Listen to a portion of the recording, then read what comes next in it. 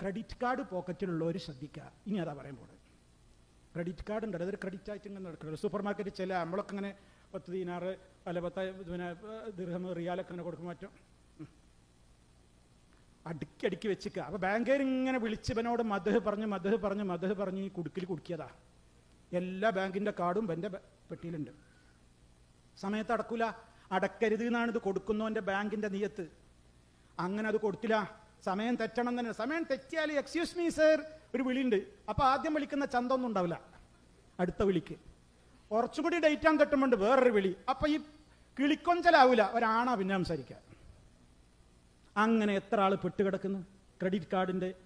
അതിലങ്ങോട്ട് പെട്ടിട്ട് നാട്ടിൽ പോകാനും നിവൃത്തില്ല, ആകെ മുങ്ങി എവിടേക്കും പോകാൻ നിവൃത്തില്ല, നാട്ടിലേക്ക് പോകാൻ വയ്യ. അങ്ങനെ ക്രെഡിറ്റ് കാർഡ് ആ പലിശ ഇടപാടിൽ കുടുങ്ങണ്ട. അത്യാവശ്യം ഉണ്ടെങ്കിലേ കടം വാങ്ങാവൂ. അത് തന്നെ ക്രെഡിറ്റ് കാർഡ് വേണ്ട, ഡെബിറ്റ് കാർഡ് ഉപയോഗിച്ചോളൂ. അത് തന്നെ പലിശാധിഷ്ഠിതമല്ലാത്തത് ഉപയോഗിച്ചോളൂ. ആ നിലക്കുള്ള സൂക്ഷ്മത നമുക്ക് വേണം. വിശദ വിവരങ്ങളൊക്കെ നമ്മളെ യൂട്യൂബിലുണ്ട്. നേരത്തെ പറഞ്ഞ മാതിരി പൈസക്കൊന്നും അല്ല കേട്ടോ, വേണമെങ്കിൽ കേട്ടാൽ മതി. ഇതൊക്കെ കൂടി പറയാൻ വയ്യാത്തതുകൊണ്ടാണ് പറയുന്നത്.